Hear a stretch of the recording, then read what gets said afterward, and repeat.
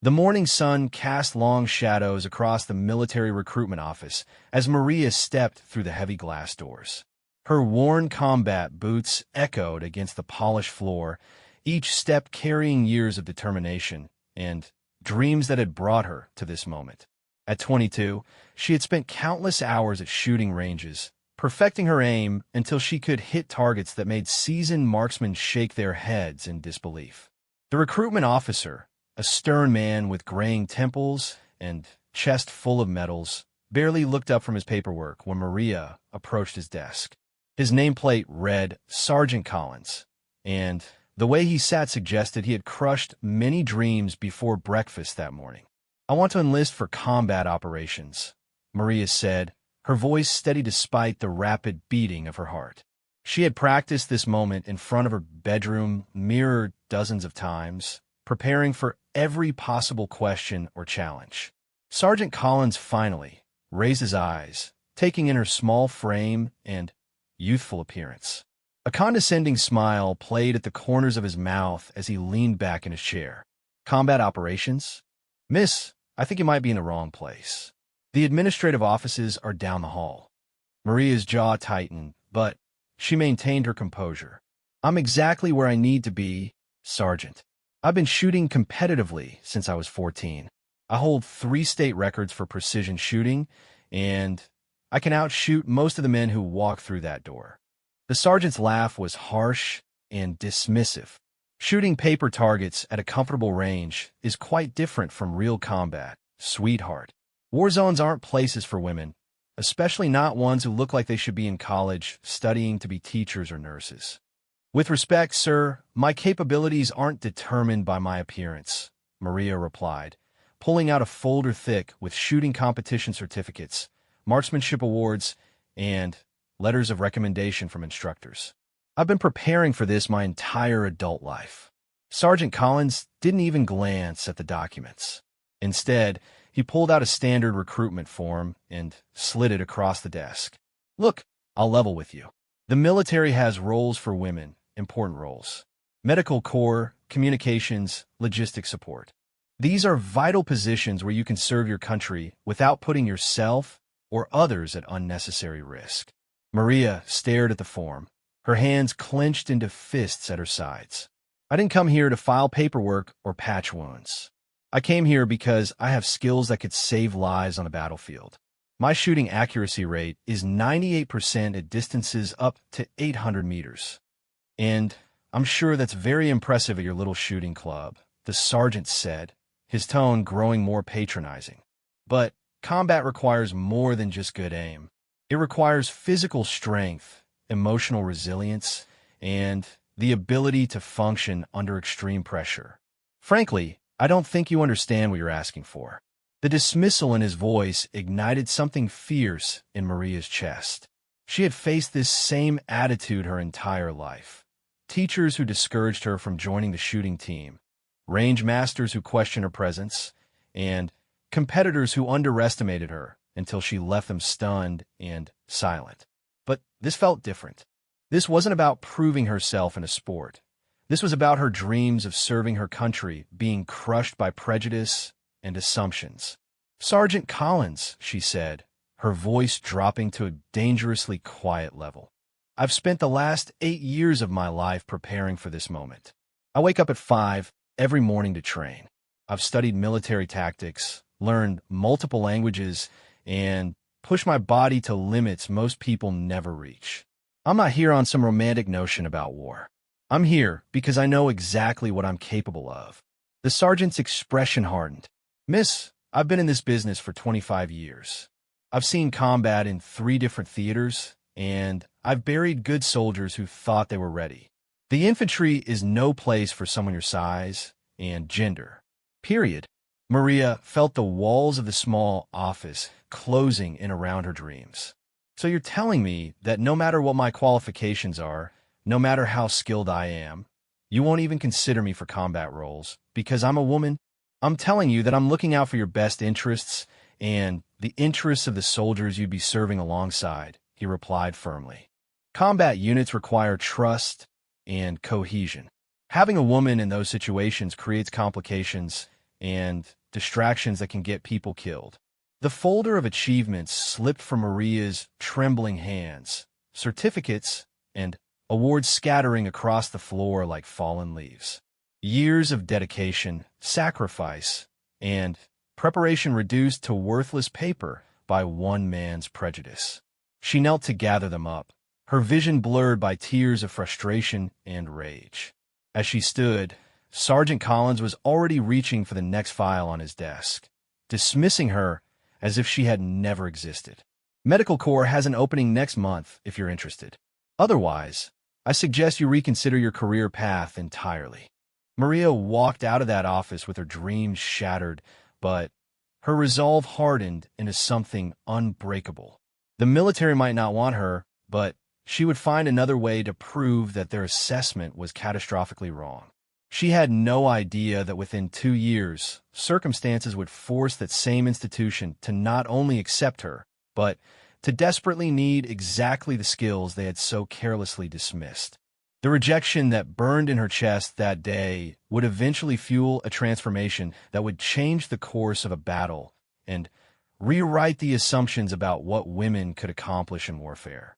But in that moment, walking away from the recruitment office with tears streaming down her face, Maria could only feel the crushing weight of a door slammed shut on her dreams. She drove home through busy city streets, her mind racing with anger and determination. The shooting range where she had spent countless hours perfecting her craft became her sanctuary that afternoon. As she loaded her rifle and adjusted her scope, Maria made a silent promise to herself. Someday, somehow, she would prove that Sergeant Collins and everyone like him were dead wrong about her capabilities. The targets that day never stood a chance. 2 years had passed since Maria's humiliating rejection at the military recruitment office. The sting of that day had never truly faded, but she had channeled her anger into something productive. Working as a security consultant by day and training at the range by night, she had transformed herself into someone even more formidable than the young woman who had been turned away. The call came on a Tuesday evening while she was cleaning her rifle after a particularly intense training session. The voice on the other end belonged to Captain Sarah Mitchell, a woman whose reputation preceded her in military circles. Captain Mitchell had been one of the first women to break through combat barriers in the Special Forces, and her name was whispered with respect in the same circles that had once dismissed Maria. "Ms. Rodriguez, I've been following your shooting career for some time," Captain Mitchell said without preamble. "Your competition records are impressive, but what interests me more are the recommendations I've received from some very influential people about your tactical thinking and adaptability." Maria set down her cleaning cloth, her heart beginning to race. "I'm listening, Captain. There's a situation developing overseas that requires a very specific skill set. We need someone who can shoot with extreme precision under pressure, someone who can think strategically in fluid situations, and someone who can operate independently without traditional support structures. Your name came up in our discussions." The opportunity Captain Mitchell described was unlike anything Maria had imagined. A private military company was being contracted to assist in a humanitarian crisis in a war-torn region. Rebel forces had taken control of several strategic positions, making traditional rescue operations impossible. They needed specialists who could provide overwatch and precision support for extraction teams. "I won't lie to you," Captain Mitchell continued. "This isn't a military operation in the traditional sense, which means it operates under different rules. But it also means that the old barriers and prejudices don't apply. We care about results, not politics or gender quotas." Maria's hands trembled as she gripped the phone. After years of being told she wasn't suitable for combat, someone was finally offering her the chance to prove otherwise. "What would be required of me?" 6 weeks of intensive training with our team, followed by deployment to an active conflict zone. The training will be unlike anything you've experienced: combat simulations, urban warfare scenarios, psychological conditioning, and advanced marksmanship under extreme stress conditions. The training facility was hidden deep in the mountains of Colorado, far from prying eyes and military oversight. When Maria arrived, she was surprised to find herself among a diverse group of specialists, former military personnel who had left for various reasons, competitive shooters like herself, and even a few individuals whose backgrounds seemed deliberately mysterious.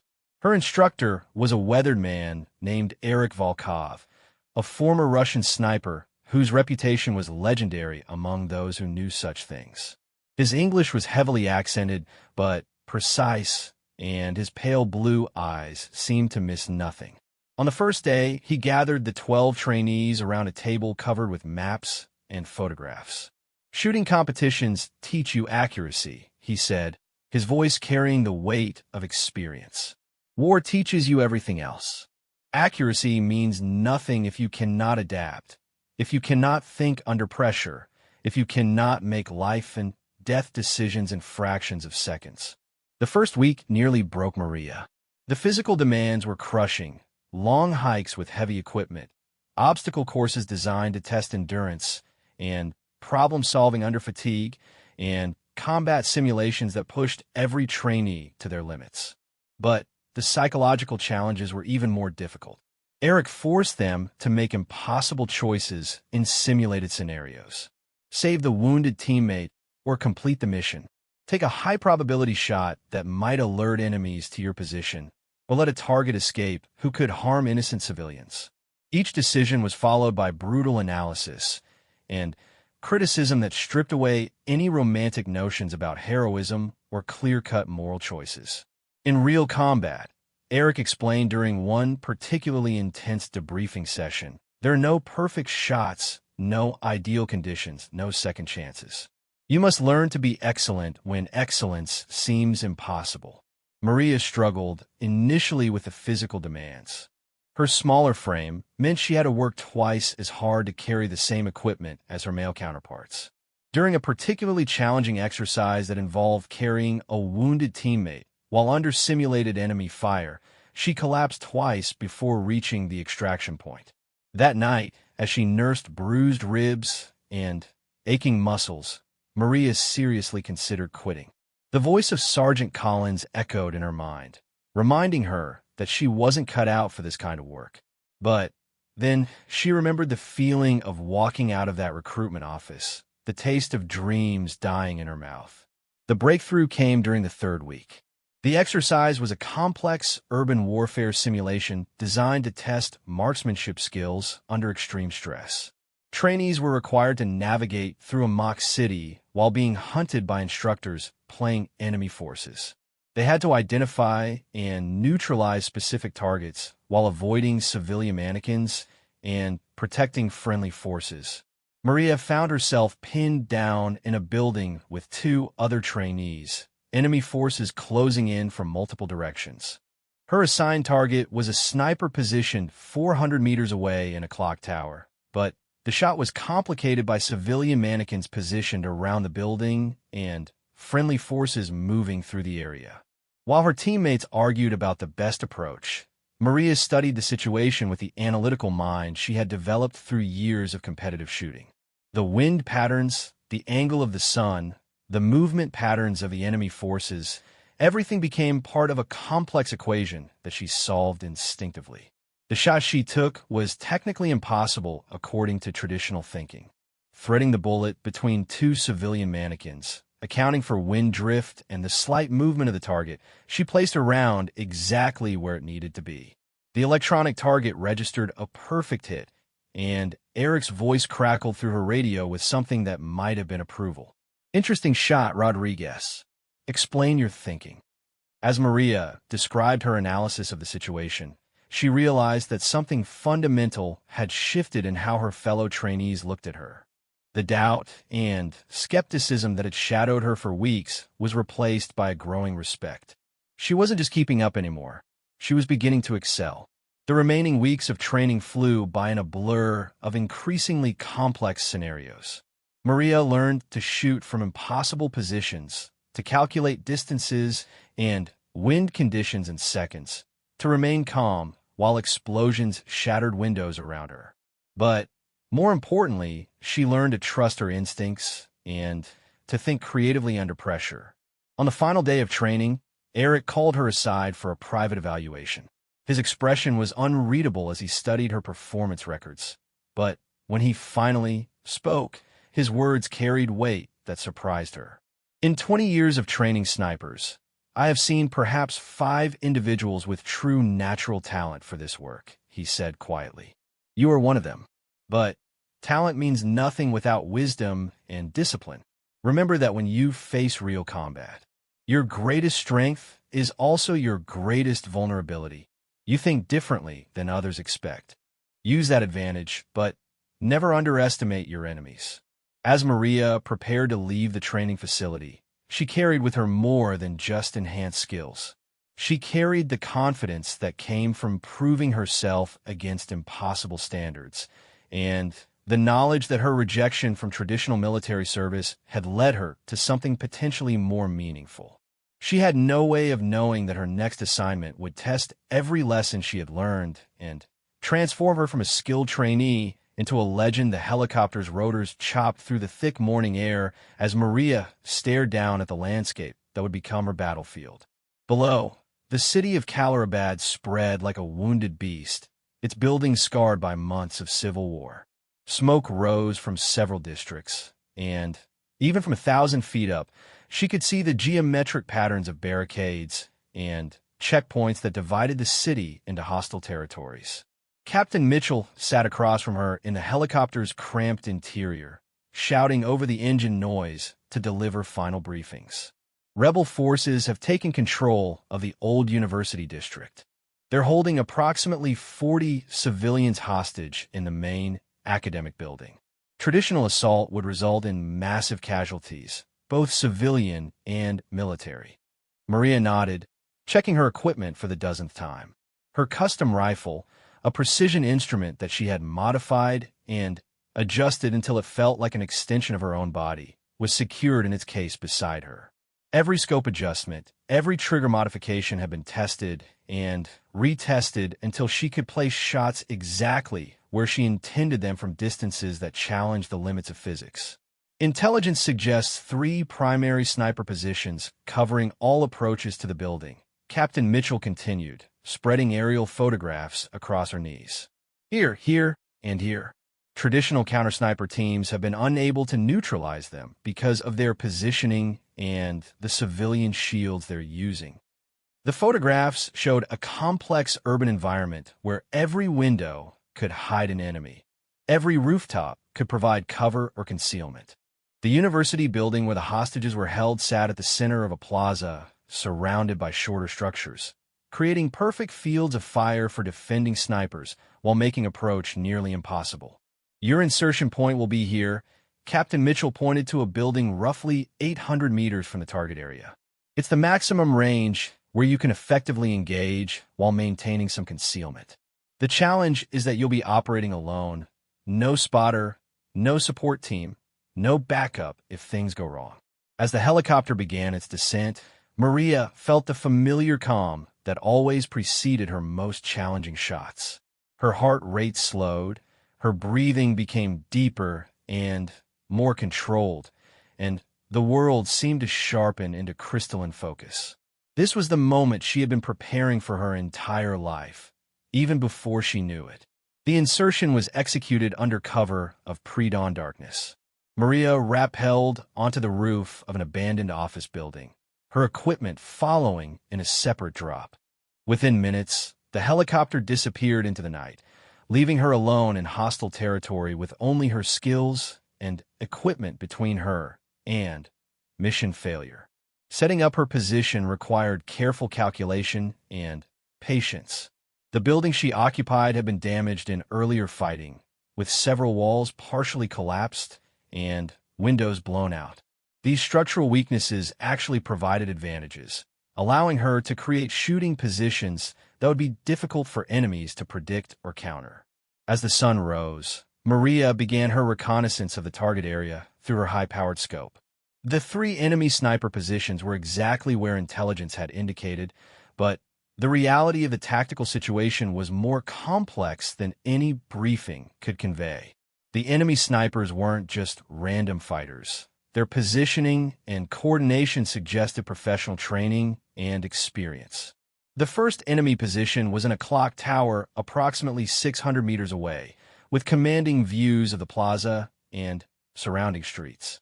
Through her scope, Maria could see movement behind the clock face, suggesting at least 2 personnel. The second position was in a modern office building, using the geometric shadows of the building's architecture to create concealment while maintaining clear fields of fire. The third position was the most challenging. Located on the roof of a building adjacent to the university, it provided close overwatch of the hostage situation while being protected by the elevated position. Any rescue attempt would have to neutralize this position first, but its proximity to civilian areas made traditional solutions impossible. Maria spent 2 hours studying the positions, noting patterns of movement, changes in posture, and the subtle indicators that revealed how the enemy snipers operated. Professional training had taught her that understanding her opponents was as important as marksmanship skills. Each enemy had habits, preferences, and weaknesses that could be exploited with enough patience and observation. The radio crackled to life as ground forces began their approach. Overwatch, this is Alpha Team. We're beginning movement toward primary objective. Request immediate suppression of hostile sniper positions. Maria keyed her radio. Alpha Team, be advised that hostile positions are professionally manned and coordinated. Recommend sequential engagement rather than simultaneous. I can neutralize positions 1 through 3 in order, but you'll need to time your movement accordingly. Understood, Overwatch. You have authorization to engage when ready. The first shot was the most critical. Maria had learned during training that the psychological impact of losing a teammate was often as devastating as the tactical loss. If she could eliminate the most confident and aggressive enemy sniper first, the others might make mistakes born from fear and uncertainty. She chose the clock tower position as her first target.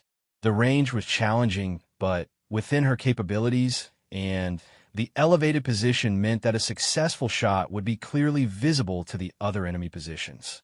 Through her scope, she tracked the movement pattern of the sniper behind the clock face, waiting for the moment when target exposure coincided with optimal wind conditions. The shot, when it came, was perfect.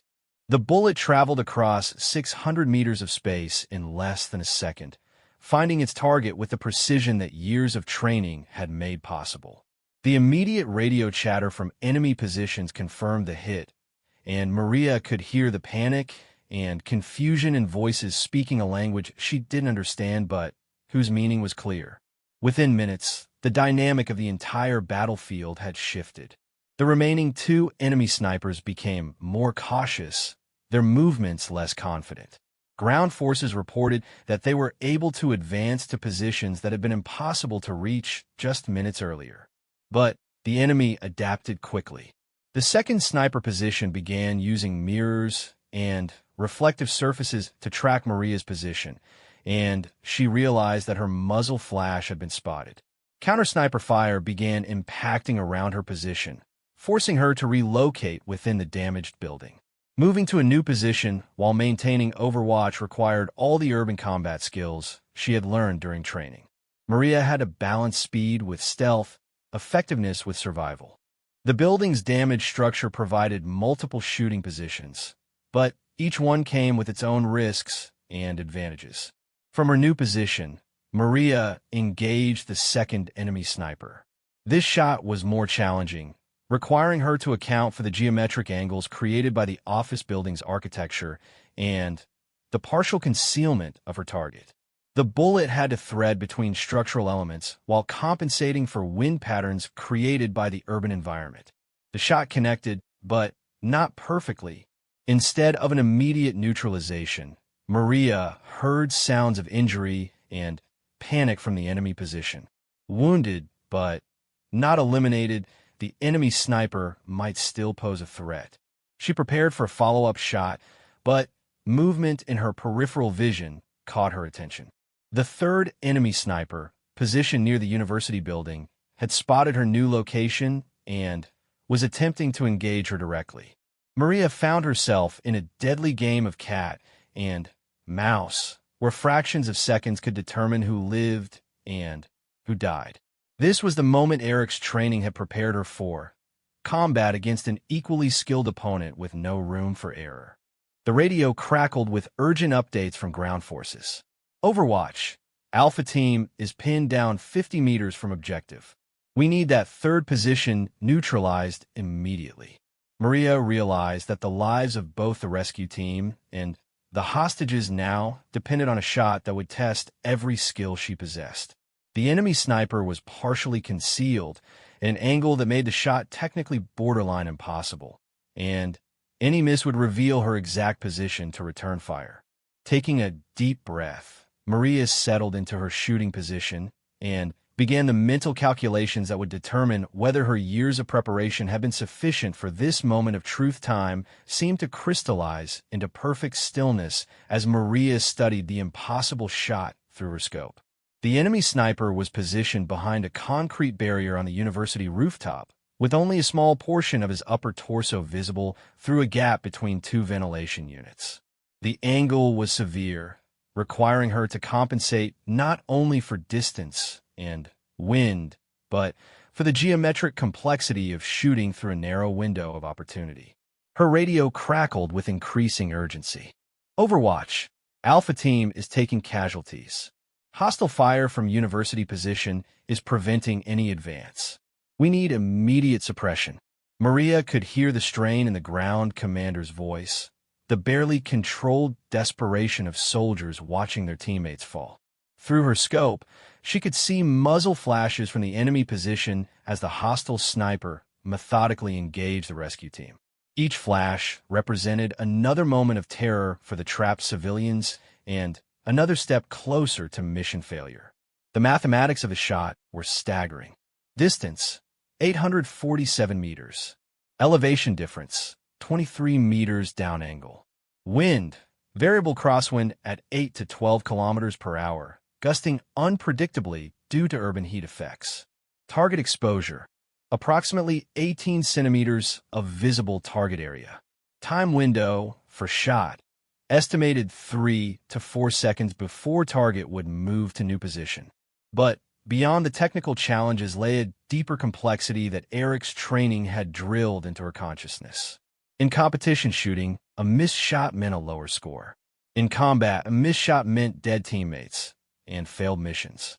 The psychological pressure of that reality could destroy even the most skilled marksmen if they allowed it to penetrate their mental focus. Maria closed her eyes for 3 seconds, employing the breathing technique that had become as natural as her heartbeat. In through the nose for 4 counts, hold for 4 counts, out through the mouth for 6 counts. With each breath cycle, the chaos of the battlefield faded until nothing existed except her rifle, and the target that needed to be neutralized. When she opened her eyes and settled behind her scope, the world had transformed into the hyper-focused clarity that marked her peak performance state. Every variable became part of a complex equation that her mind solved instinctively. Wind patterns revealed themselves through the movement of debris and fabric. Distance calculations aligned with scope adjustments that her hands made without conscious thought. Through her scope, she watched the enemy sniper's pattern of movement. Fire 3 rounds, shift position slightly, acquire new targets, fire again.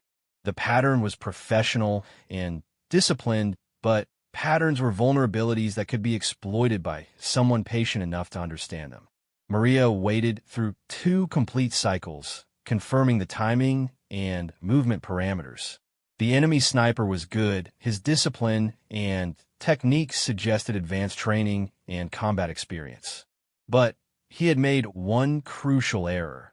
He had become comfortable in his position, developing habits that a truly patient observer could predict. On the 3rd cycle, as the enemy sniper paused to acquire a new target, Maria made her final calculations. The shot would require her to thread the bullet through a gap barely wider than the projectile itself, while compensating for wind patterns and the downward angle that would affect bullet trajectory. The margin for error was essentially 0. Her finger found the trigger with the gentle pressure she had practiced thousands of times.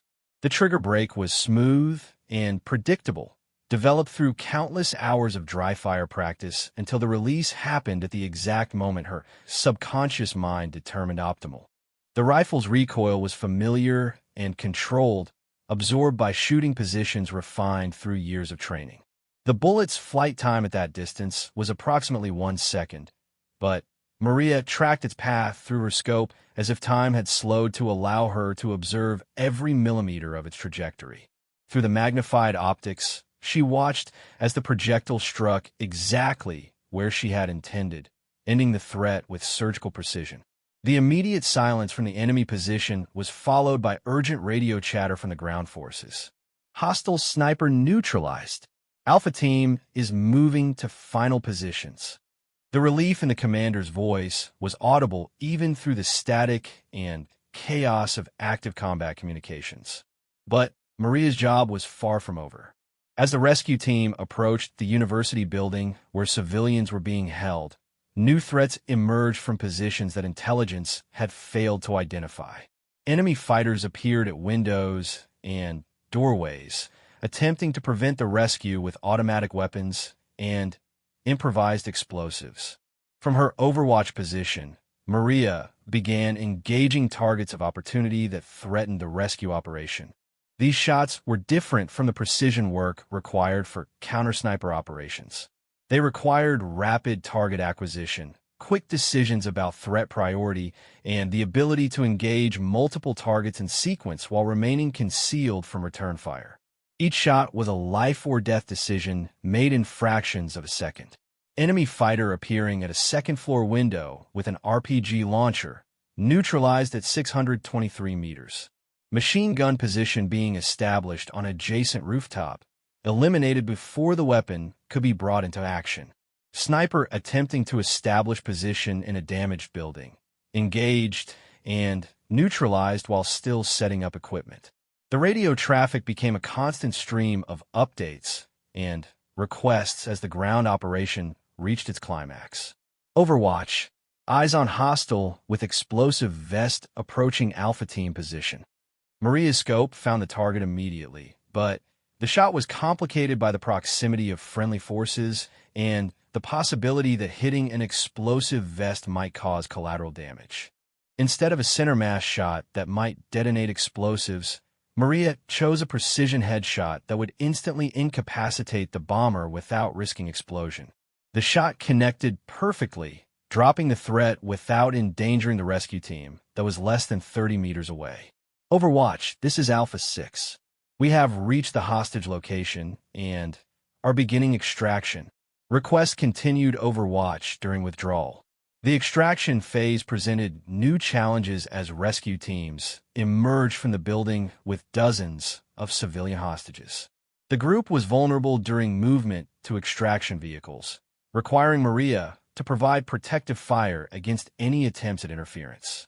She systematically engaged threats as they appeared, creating a protective umbrella of precision fire that allowed the evacuation to proceed. As the last helicopter lifted off with rescued civilians, Maria began her own extraction preparation. But even as she broke down her position and prepared to leave, her radio continued to carry reports that transformed her individual success into something much larger. Command, be advised that hostile forces in sectors 7 through 12 are withdrawing. Repeat, major hostile withdrawal observed across multiple sectors. The tactical success had somehow triggered a broader collapse of enemy positions throughout the city. Intelligence later revealed that the precise and seemingly impossible shots had created a psychological impact far beyond their immediate tactical value. Enemy forces, facing an unseen sniper who could neutralize any position with surgical precision, had begun abandoning positions they had held for months. As Maria rappelled from her position to the extraction helicopter, she carried with her more than just mission success. She carried the knowledge that her rejection from traditional military service had led her to accomplish something that conventional forces had been unable to achieve. The skills that had been dismissed as inadequate for combat had instead proven decisive, in one of the most challenging urban warfare scenarios possible. The helicopter banked away from the city as dawn broke fully across the battlefield. Below, the university building stood intact, its walls no longer echoing with the sounds of combat. 40 civilians were alive because a woman who had been told she wasn't suitable for combat had proven that assessment catastrophically wrong. But Maria knew that the real impact of this operation would extend far beyond the immediate tactical victory. Word of her performance would spread through military and intelligence communities, changing conversations about capability and gender that had remained static for decades. The impossible shots she had made would become case studies, and the woman who had been denied combat roles would become someone whose expertise was actively sought 6 months after the Calarabat operation. Maria found herself standing in a place she had never expected to see again, a military briefing room filled with uniformed officers whose chest decorations represented decades of combat experience. The irony was not lost on her that many of these same officials belonged to the institution that had once deemed her unsuitable for combat roles. General Patricia Hayes, the first woman to achieve 4-star rank in her branch of service, stood at the head of the conference table reviewing after-action reports that had been classified at the highest levels. The operation that Maria had participated in had been extensively analyzed, studied, and documented by military intelligence services around the world. Ms. Rodriguez, General Hayes began, her voice carrying the authority of someone accustomed to being heard in rooms full of powerful men. Your performance in Calarabat has forced us to reassess some fundamental assumptions about combat effectiveness and gender integration in specialized roles. The briefing room contained representatives from multiple branches of military service, intelligence agencies, and special operations commands. Each had requested detailed analysis of Maria's techniques, decision-making processes, and tactical innovations. What had begun as a single operation had evolved into a case study that was reshaping military doctrine. Colonel James Patterson, a decorated special operations veteran, addressed Maria directly from across the table. Your shot sequences during the hostage rescue have been analyzed by our best marksman instructors. The mathematical models suggest that several of your successful engagements were beyond the theoretical limits of what we considered possible under combat conditions. Maria remained composed, though internally she was amazed by the transformation in how these military professionals addressed her. The condescension and dismissal she had experienced years earlier had been replaced by genuine respect and professional curiosity. The shots were challenging, sir, but they were within the parameters of what extensive training had prepared me for.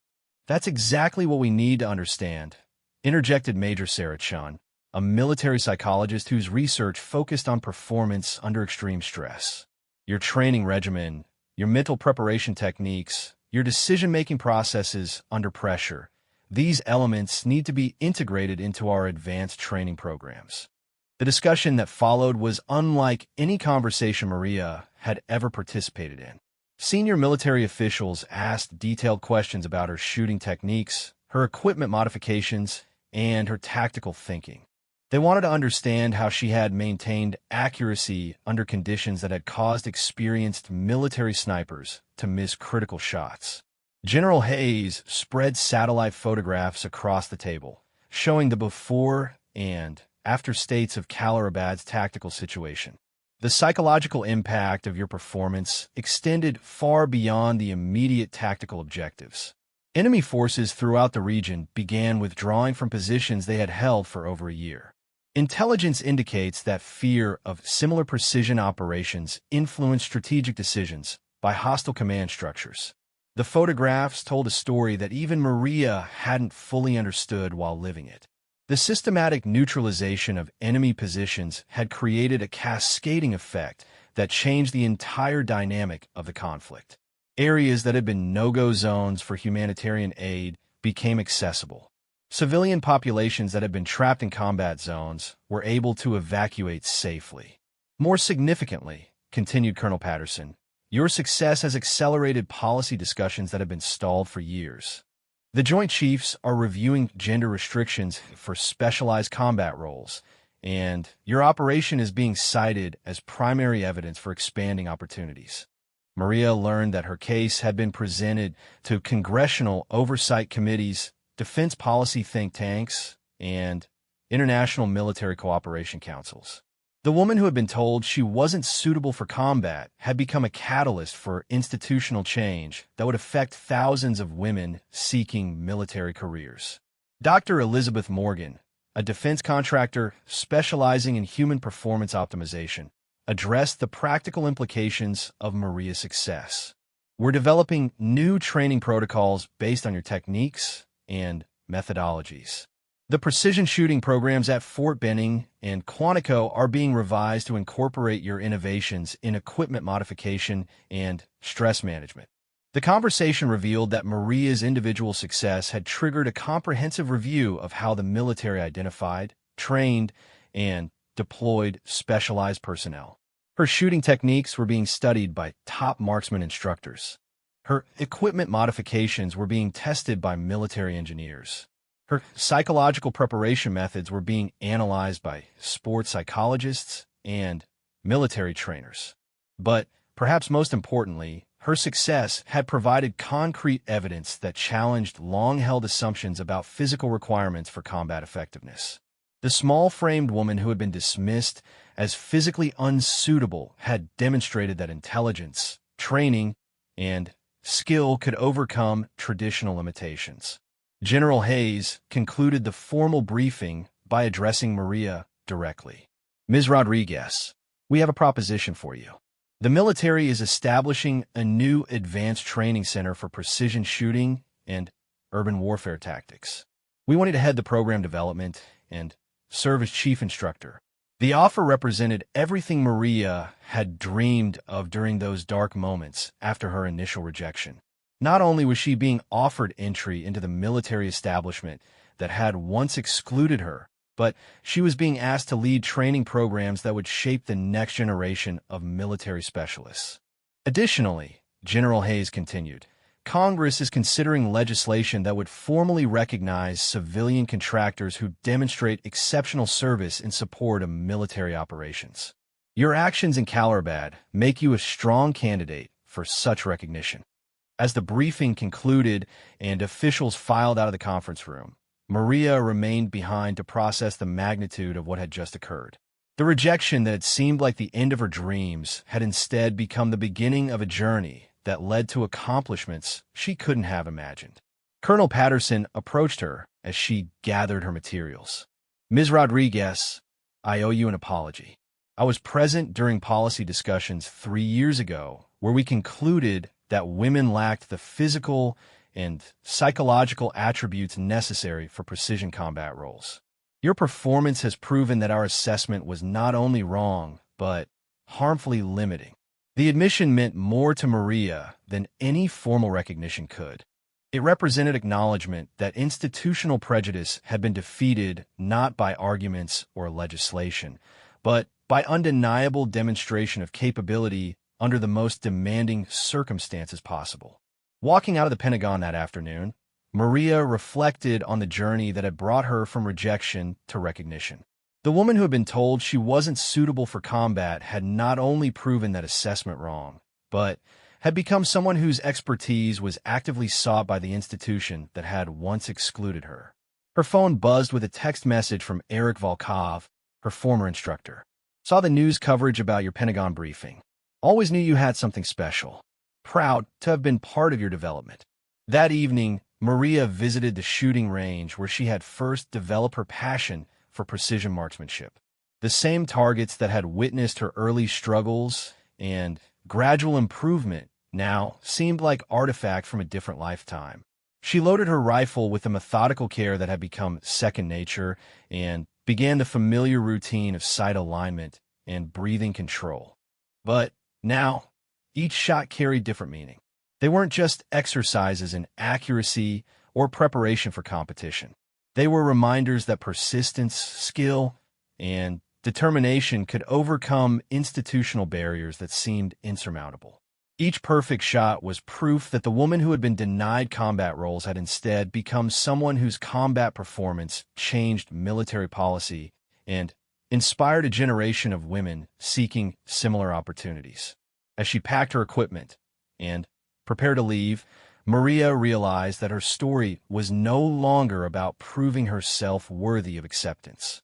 It had become about demonstrating that excellence could emerge from unexpected places and that the most capable individuals might be found among those whom traditional systems had overlooked or dismissed. The sniper who had changed the battle had also changed the conversation about what was possible when talent, training, and opportunity finally aligned.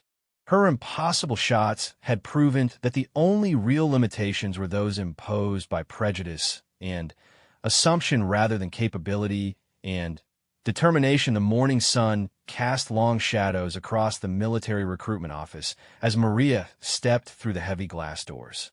Her worn combat boots echoed against the polished floor, each step carrying years of determination and dreams that had brought her to this moment. At 22, she had spent countless hours at shooting ranges, perfecting her aim until she could hit targets that made seasoned marksmen shake their heads in disbelief. The recruitment officer, a stern man with graying temples and chest full of medals, barely looked up from his paperwork when Maria approached his desk. His nameplate read Sergeant Collins, and the way he sat suggested he had crushed many dreams before breakfast that morning. "I want to enlist for combat operations," Maria said, her voice steady despite the rapid beating of her heart. She had practiced this moment in front of her bedroom mirror dozens of times, preparing for every possible question or challenge. Sergeant Collins finally raised his eyes, taking in her small frame and youthful appearance. A condescending smile played at the corners of his mouth as he leaned back in his chair. "Combat operations? Miss, I think you might be in the wrong place. The administrative offices are down the hall."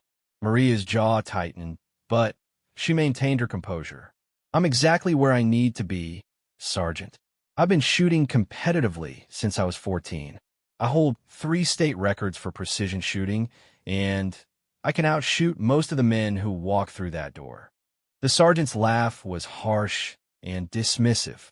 "Shooting paper targets at a comfortable range is quite different from real combat, sweetheart. War zones aren't places for women, especially not ones who look like they should be in college studying to be teachers or nurses."